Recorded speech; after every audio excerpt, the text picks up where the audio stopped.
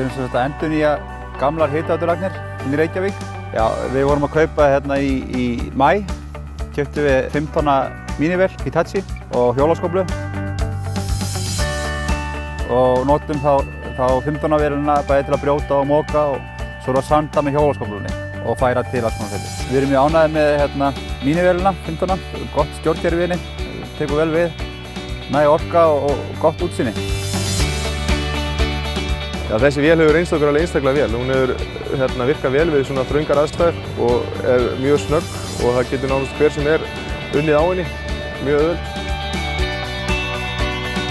Einn af aðkostunum þessar vél er hvað hún er lipur og auðvelt að stjórna henni. Það getur nánast hver sem er stjórna henni.